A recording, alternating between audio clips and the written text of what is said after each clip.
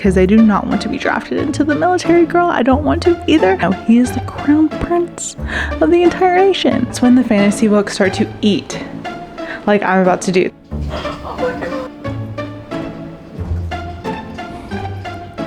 God. Y'all, what? Hello pals, I hope that you're doing so well today. As you could tell in my little beginning of this video, I'm having a beautiful, relaxing, chilly snow day at home today. Normally I would be at work, it is a Wednesday, but I am snowed in, the roads are slick, and we're staying in today. And I thought, what is better than reading on a snow day? We're going to be doing a little bit of comparing and contrasting in today's video. I'm going to be reading The Red Queen by Victoria Aveyard, and we're going to be comparing it to another book that has gotten major flack on Book Talk about being very similar. That would be Powerless by Lauren Roberts. I read Powerless back in 2023, I think, or early 2024, and I love this book. I love it, the banter, the characters, the world. I think it's so much fun. It's definitely not the most well-written book that I've read. To be fair, it is one of like the first books that I read when I was getting back into reading, so my standards were, you know, kind of low. But even beyond that, a lot of people enjoyed this book that have been reading for a while, and I just think it was really fun. Will I say the same thing about the books after that? Don't even get me started on that. That just like really made me angry. But there has been book talk drama surrounding these two books. And this is not new drama. I'm not bringing anything new to light. I'm just kind of behind on the reporting of it. I'm going to show you. There have been countless videos made about Powerless versus Red Queen on TikTok. This whole situation. Let's talk about plagiarism versus inspiration. At this point, you probably heard that Victoria Aveyard is being accused. Like, sorry, was I loud in my own house? Even the author itself kind of played into a little bit of this by posting this video on TikTok. Would you read a young adult dystopian fantasy about a world divided by those who have superpowers and those who do not? And in the middle of it all is a young thief from the slums who somehow gets pulled into the world of the superpowered elite. And in doing so, ends up torn between two brothers who also happen to be the princes of the kingdom. Oh, and there's a rebellion going on all at the same time. If you said yes, then you would love Red Queen. So she goes through the video, and basically if you've read the book Powerless, you would be thinking, wow, this sounds just like Powerless. You would be thinking, I can't believe that this author, Victoria Aveyard, has copied Lauren Roberts. However, what we fail to recognize is that The Red Queen was actually originally published back in, let's see here. So Red Queen was published back in 2015 and Powerless was published in 2023. So there's no way that Victoria Aveyard could have been looking into the future to plagiarize Lauren Roberts, like some of the comments claims. Can't believe that you stole this book idea. I can't believe that you plagiarized Powerless. This sounds just like Powerless. Maybe we should have a little bit of media literacy here, and we could have looked up which book came out first. There have been a lot of different videos on Book Talk going through, and even BookTube going through and comparing the two, and I thought maybe I would just add to the conversation because this book is on my want to read for 2025, and what better of a day to do it than when I'm stuck in the house. It's so cold outside, so cold outside, and let's go ahead and get into it. There's going to be spoilers in this video. There's going to be me talking about it, so spoilers for both Red Queen and Powerless. If you're okay with that, if you have read the books, then, you know, obviously, sure. If you're not okay with that, now is the time to click off. Thank you for being here. I appreciate you being here. And you can still leave a like and a comment and subscribe if you haven't. But let's go ahead and start reading Red Queen by Victoria Aveyard.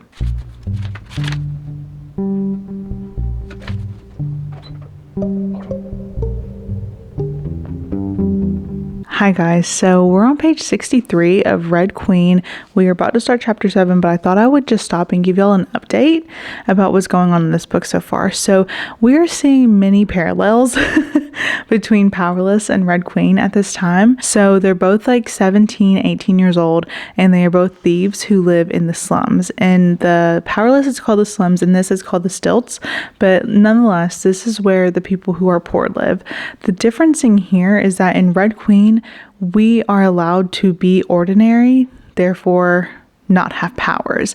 In Powerless, the people who live in the slums, they still have lesser magic, and all of the ordinaries are completely shipped off to a different part of the whole entire universe of Powerless. So they don't even live in the same country.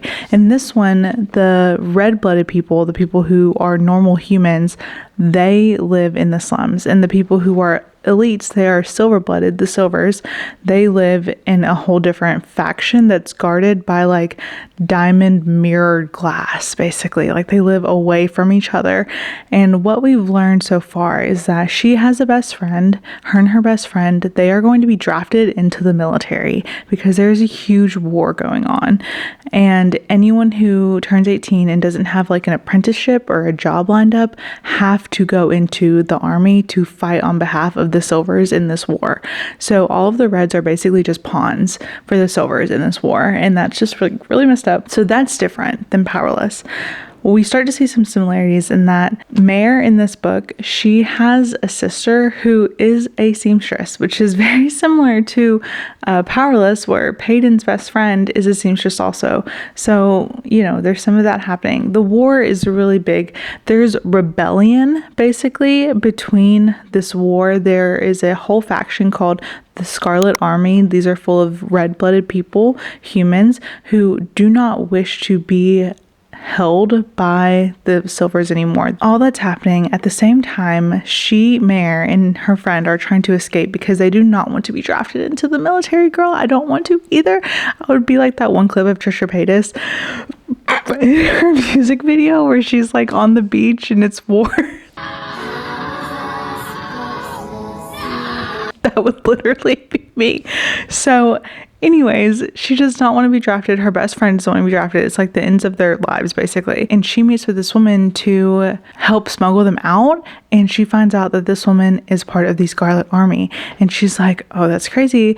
Okay, interesting. So they ask for a really high price in order to smuggle them out. So she starts pickpocketing, and she ends up pickpocketing this guy who catches her one night. And he's like, my name is Cal. And she's like, my name is Mare. And they kind of exchange pleasantries a little bit.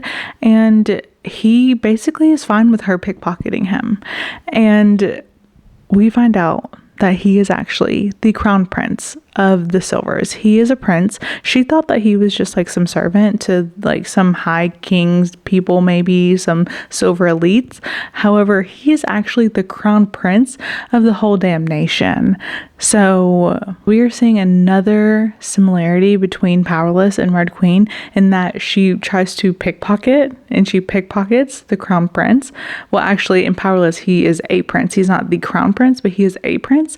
And also we have found out that the two brothers in this that are princes, they are stepbrothers, which is very similar to Powerless, in which they are I think they're half brothers, but still more similarities here. So our girl Mare has started working as a servant for the king and their family, which is different than Powerless.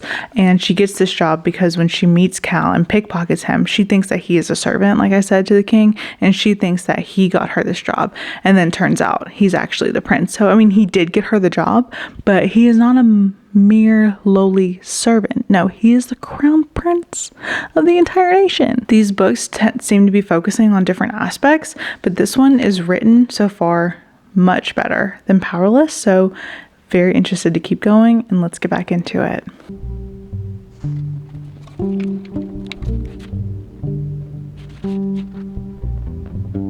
I should have waited literally one chapter because she just shot lightning out of her hands. She doesn't have powers. She's a human. She's red-blooded. At the presentation for the women trying to marry the prince. And now she's been seized by the guards. Okay, I'll check back in a bit. So where I left off with you last, we found out that Cal is actually the prince.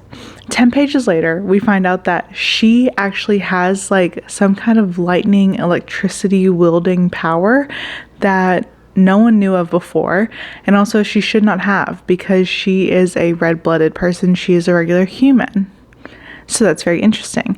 What has happened since then? I am now at 148 pages, I think, 143, something like that.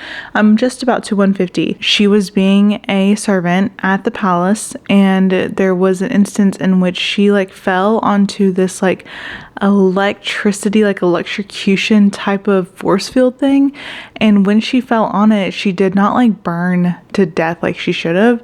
Instead, she like harnessed the power and like shot it back out, and everyone was like, oh my god, what? And so she was taken by the guards, and they're like, literally, how did you do this? And she's like, literally, I have no idea. I did not even know I had this ability. I did not know I could do this. So everyone is kind of shook. This happened in front of all of the royal silver houses. So this is not something that could just be swept under the rug. They can't just kill her because the queen really wants to just get rid of her, but she knows that she can't because everyone saw this. So in order to keep Mare alive, they end up spinning this tale that she is actually like the child of this great commander who died in battle. Him and his wife both died, and she was a baby, and she was like adopted by these red parents and grew up in the stilts, the slums, and she did not know that she had any power. She did not know that she was a silver until she started working there, and that falling onto the force field thing happened. So they are trying to pass her off as silver. So the king and queen have forced her and their second son, the one who's not in the direct line for the throne, the second prince, they're actually going to get married. They have arranged their marriage so that she can help bring together the reds and the silvers. Because even though she's acting like she's a silver, they are going to use her, like I said, to unite them. And they think that this like rags to riches story, like she was found, she's been missing all this time and now she's been found. They think that that will be compelling enough to bring everyone together and to use her basically as a symbol of uniting the reds and the silvers. There is a love triangle, I guess, that's supposed to be happening, but in the time of her becoming engaged to him, she's been like taking classes, like they're making her take like basic etiquette courses and like posture classes and also like history classes so that she can be up to date with like what each house does, who everybody is, because there's still all these people at this royal home because they stay there from the quinceestral or whatever it's called, where all of the girls say they want to marry the future king, until like the end of the summer season. So the main guy, Cal, the one that she tried to steal from and turned out to be the prince, he's betrothed to some girl named Evangeline who is a bitch. She is mean and she is like Magneto. She can like wield metal, so that's like her ability and her power, but she's mean and she hates Mare because she's the one that Mare accidentally almost electrocuted when she accidentally used her abilities that she didn't even know she had. So we found out that she can like tell when there's like electricity in the room, not just lights on electricity, but like cameras electricity with their screens. She can kind of feel the electricity like humming through the air. And so that's really interesting. And normally for all the people who are silvers and have abilities, all they can do is manipulate what's already there. Like very similar to I think Avatar, like the elemental wielders, they can only wield what's already there. They can only wield water that's close to them. But for some reason, she can like create electricity herself, like from her person, which is something that other elemental wielders that are silvers cannot do, because there's other powers that are not elemental. Like there are people who are like super strong. There are people who can like do like telekinesis and move stuff with their minds. There are people who can like go into your mind, but the people who are elemental, they cannot create their own element basically from themselves. So her powers are different and they're trying to figure out how they're different. And I'm really kind of confused about the love interest that's happening because she's engaged to the second brother named Maven, and I assume that we are supposed to think that she's gonna be this love triangle between Maven and Cal, but we really haven't seen a lot of Cal at all. And Maven has really been like there. He's been like helping her and there for her and asking if she needs help. So I don't know. This book so far, it is differing from Powerless in terms of the dynamic of the love interest, because there's really no love interest happening. Like, this is not feeling super romantic-y so far. This is just feeling like a fantasy book with possibly a romance subplot, but right now there's not even romance. Like, she is like supposed to marry the second brother Maven, but there's no like romantic anything. Like, she's not talking about like how hot they are. It's not like a typical romantasy like Powerless, where she's like his beautiful eyes and his dark seeping voice, and you know, like, she's down bad. Like, Peyton is down bad for Kai and Powerless, and in this we're not like getting a lot of romance, not yet. At least we're only 150 pages in, so that's my check-in. That's where we're at so far, and I'll check back in when more stuff has happened.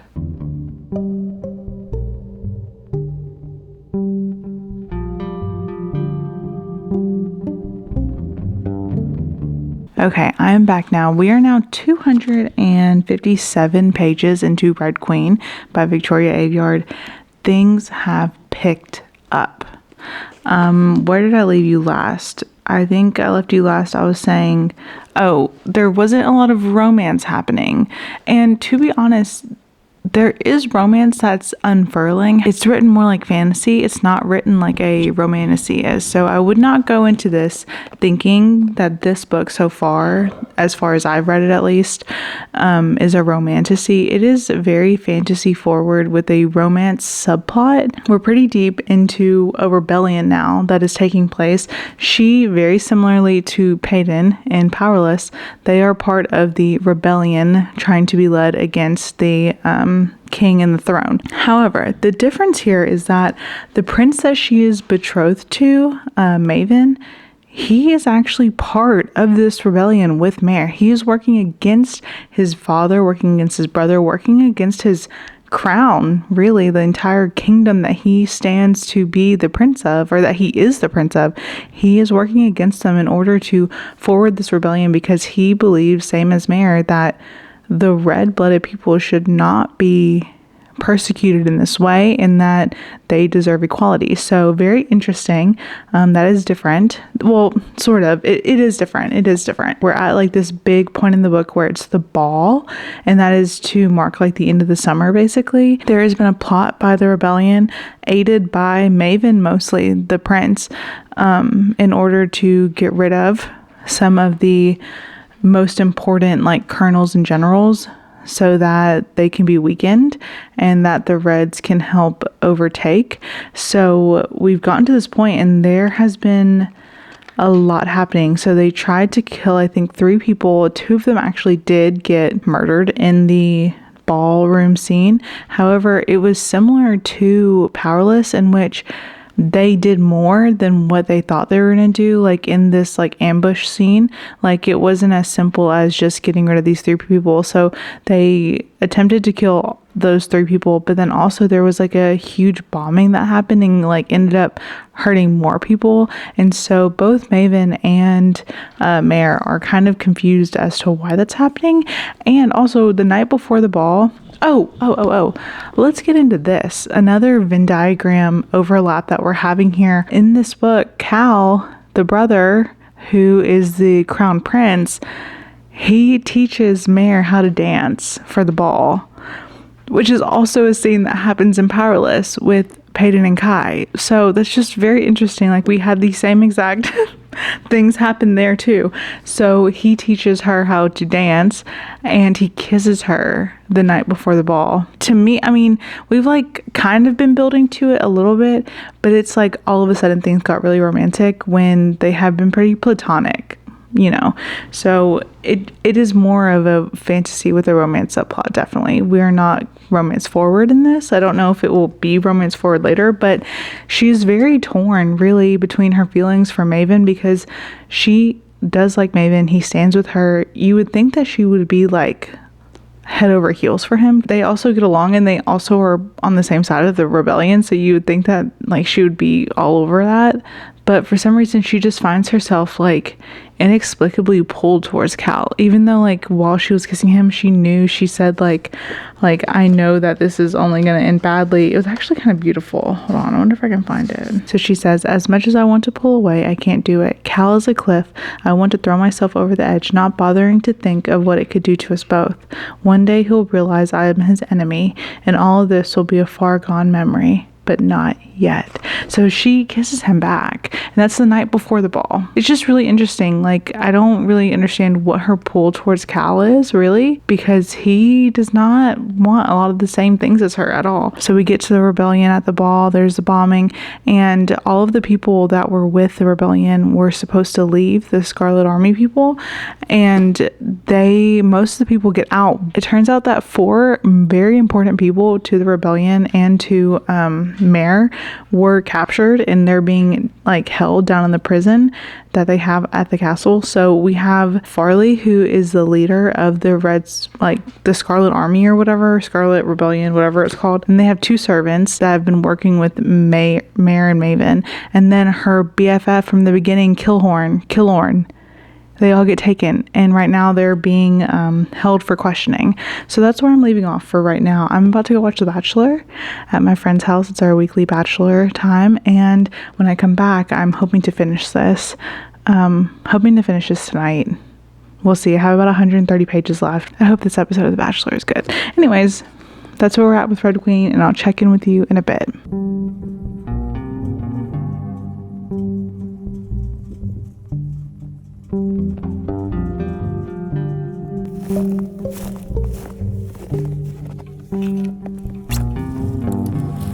Hello guys, I'm coming to you on the next day. I did not get to finish this yesterday after I got done watching The Bachelor. I came back home, we kind of yipped and yapped for a while, so that put me behind. I didn't get home until like almost 9 o'clock, so I just went to sleep. I have been home and I read about, I don't know where I left you off last. I don't know where I was. I know like where I was in the book, but I don't know what page that was. I am now currently a little bit past page 300. So I have about 80 pages left of this book.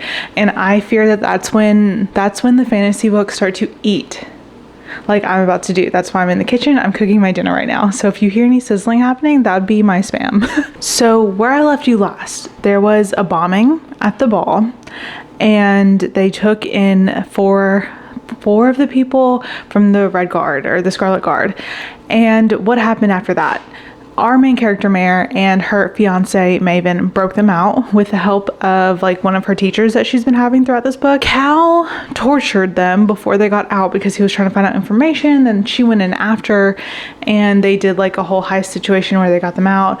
One of the servants died, I'm pretty sure, and one of the servants, the girl that's been helping her, got out. Farley got out, and her friend Killorn got out. The next day, it was time for them to go back to like the main castle where they live, Archeron.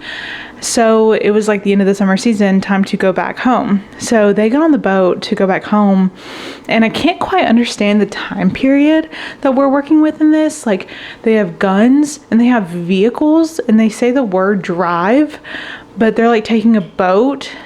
And I just like really can't quite, like, there's cameras and there's like screens, like TVs. So I'm like kind of missing, there's a chunk that's not connecting in my brain to figure out quite exactly where they are in time, or like what their universe is supposed to look like. Because in my head, I'm thinking like knights in a castle. However, that's like not what's happening here. Like they're high tech. So trying to figure that out, not really understanding that. I'll have to do some research into this. They get on the boat to go back to Archeron, and they have to do this because they like show off at like all the little cities. I guess they live on like a trade route by water, and so they take a boat up the channel to Archeron. And they have like all of these different cities like looking out, and Mare sees that there's like the stilts, there's some more slums, there's like a whole gray town, which is like the population where all of the tech is built, and it's like all these factories, and around the factories there's just a bunch of houses. So these people just like literally never even leave like their section of the gray town. They call it the gray town because it's so polluted. Now they're in Archeron, and she found out that her brother was killed. We knew this already. I don't know if I told you, but her brother was killed at the war front.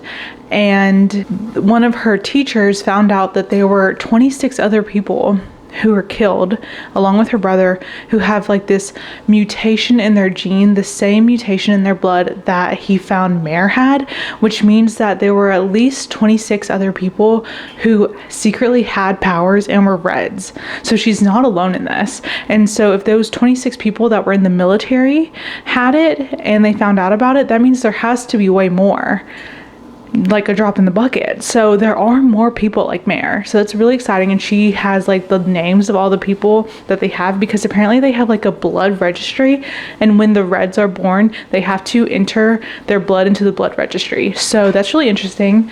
I need to flip, hold on. Maven had her blood and like her entire existence wiped from their like databases because she had to give a speech to try to unite the silvers and the reds, or really the reds to the silvers, by saying that she was raised by reds but she's actually a silver, you know, like the whole lie that I told you at the beginning. And if I didn't tell you, I'm so sorry. Yeah, that's where I'm at. She just gave the speech. She's like really upset with herself because the speech was written by the queen and she did not want to give it because she obviously doesn't believe a word of it. And she pretty much is really hating Cal right now because he kind of showed like his aggression and his like true kind of cowardice. Like he said that like he doesn't want to do things differently than his father did because he doesn't want to be the one who like ends their entire lands, like if everything goes to ruin and like if he starts this war and it wasn't worth it, you know. So she basically is like, he's a coward, and I cannot believe that I liked him at all. And she's really happy with Maven at the moment. So that's where we're at. And I'm gonna finish cooking before I burn all of my food. I'll check back in probably when I finish the book.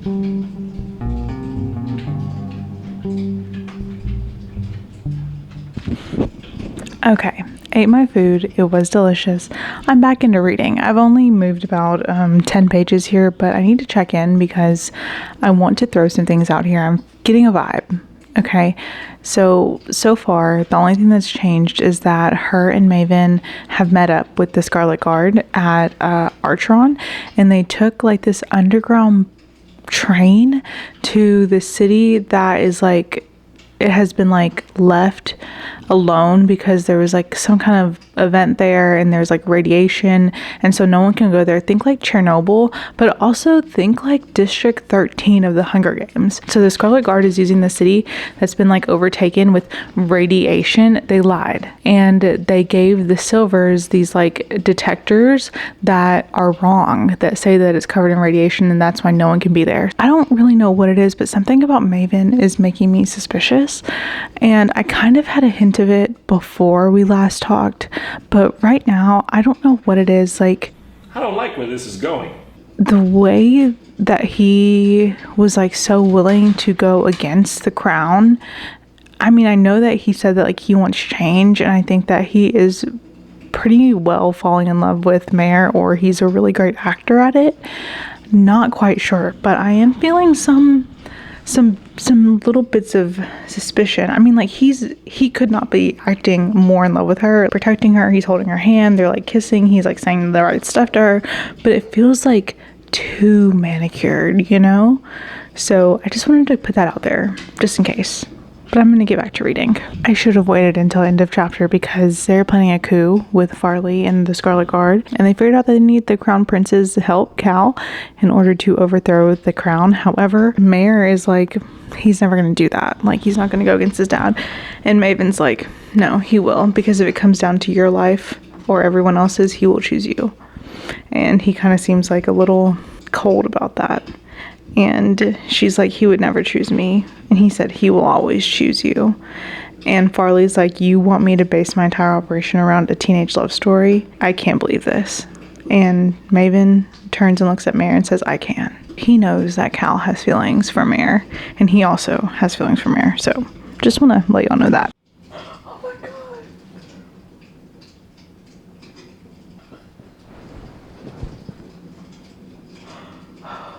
I still have 40 more pages to go. I cannot stop and talk about this right now. Y'all, what the fuck? Y'all, what just happened in this book? Okay, I finished The Red Queen. And to be honest, this bitch finished me.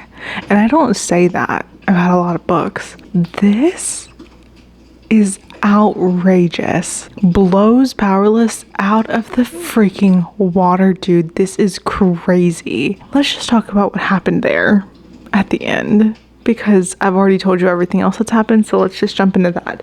So in my last clip, when I was totally freaking out, that was because when I stopped and was like, there's something not right, girl, was there ever something not right?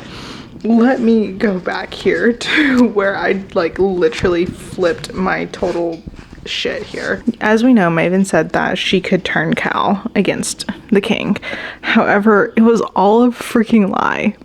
Maven was lying the entire time. Maven was lying the entire time. He was working with his mother. He wanted to kill the king, kill Cal, kill her, and become king himself with his mother by his side. Okay, Oedipus complex much. Although I do think that he did have feelings for Mare. Like, he did have feelings for Mare, but he was very upset with the fact that she did like Cal, and it was very obvious to know. After the little siege and coup that they tried to do, Cal did not choose Maven. He was mad at her and was like, you are the reason that all these things happen. He like bounds her and shackles her, and he shackles Maven too because Maven was working with her.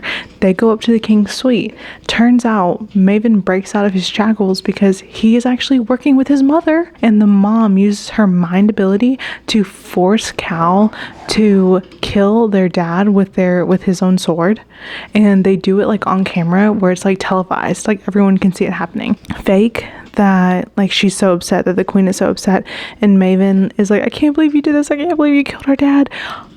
And Mare is like, Maven, help me up, Maven, help me up, because she was like down in shackles. And he just responds and says, no, I don't think so. So Maven takes Cal and Mare and puts them in this gladiator meets Hunger Games type of arena, like where it's just like force fielded, but like over like a gladiator coliseum type thing. Forces them to fight like 5 other people who have powers and like fight to the death with the intent of them dying, obviously. Cal and Mare use her lightning and his fire, and they fight them off, and they get to the end. So it's just like that scene where they've like extracted either Katniss or Peeta at the very end of the movie and book, like out of the cornucopia, the force field. Basically that happens, but with the Scarlet Guard. They get Cal and Mare, and then that's the end of the book. And then we go into the epilogue, and in the epilogue it like shows them like on the underground train thing, and it's Cal and Mare and Killorn and Farley. Like, they're all still alive somehow. The Scarlet Guard, these people have still made it, even though Maven wanted you to believe that they were all dead. And she's like being held by someone, and she thinks it's Killorn, and Killorn is like in front of her, and she's like, who's holding me? And she looks up, and it's her brother Shade, the one that she thought was executed. He's alive, and he has teleportation powers, and that's why they didn't kill him, because he was too fast. Yeah, that's what we're rocking with. They are keeping Cal as a prisoner at this time, not due to Mare. Mare wants him unshackled, but the Scarlet Guard does not trust any Silvers anymore since they were betrayed by Maven, and I think that's pretty fair considering the circumstances surrounding all that. So that's what's happened in this book. 10 out of 10. Like, if I gave Powerless 5 stars, this is like 6 stars. This is crazy. I have like the next 3 or 4 books in this series that I got gifted to me by one of my friend's moms, so I'm going to immediately start the next book because that goes so hard. But right now, let's just talk about some of the parallels here between Powerless and Red Queen. Obviously, these are both 2 girls from the slums, or stilts, or, you know, the slums basically. And their world has been separated into 2 factions, the elites and the non-elites. So in Powerless, it's the elites and the ordinaries. In Red Queen, it is the Silvers and the Reds. And both of these girls accidentally steal from one of the princes. The prince in Powerless gets her into the trials, and the prince in Red Queen gets her into their household as a servant. So we have some similarities there. There's not the same style of like a competition or like Hunger Games battle to the death. Like, Powerless is way more Hunger Gamesy in terms of they're working towards this main competition and event, while in Red Queen we're not really working through that. So Red Queen definitely focused more on like political unrest and character development, less on the romance. Like we're not getting a lot of banter. There's like some moments, but it's more like classic fantasy in terms of the plot. Where sorry, my dog is tripping right now. He's playing with his rope and going crazy. Powerless is definitely a romantasy. Like it is definitely way more focused on the romance. We get 2 POV in that. So we get Peyton and Kai's POV, both love interests in that book. There's a lot more banter. It's a lot more romantasy forward. Like that is a romantasy book. I would call Red Queen a fantasy book with a romance subplot, because the romance plot doesn't really drive what's happening, but it is like a character. Like this romance itself is a character in the book, in that it is part of the reason why these people are doing what they're doing, but it is not like the end all be all. Powerless is definitely focused just on the love part. However, she is torn between 2 princes in both of the books, both of the main character girls. The endings, definitely not the same. We did have more crossover in terms of characters. So in Powerless, her best friend Adina is a seamstress. In the Red Queen, her sister Giza is a seamstress. And in both of these books, the seamstress characters get their hands broken and they can't sew anymore. So that's a very like obvious straight direct line. In both of these books, the prince that she's not supposed to be in love with, so Cal for the Red Queen and Kai for Powerless, they both teach the main girl character how to dance, and kind of like in a forbidden at night away from everyone else so that she doesn't look foolish at the ball. So very interesting there. I wanted to like draw out a Venn diagram, but honestly I would just be saying the same things that I have been like talking to you this entire time, and I really don't want to beat it over the head, you know. So if you are interested in more discourse around Powerless and Red Queen, you should definitely look it up on TikTok. There are countless videos that compare the 2 of them that will do it a lot more eloquently and in a more concise way than I can, because I'm just a yapper through and through. I just want to talk about how well written Red Queen is. Like there were so many points in this book that I was like, oh hell yeah. Like the writing was very moving in the way that they described things and the way that their thoughts kind of came out.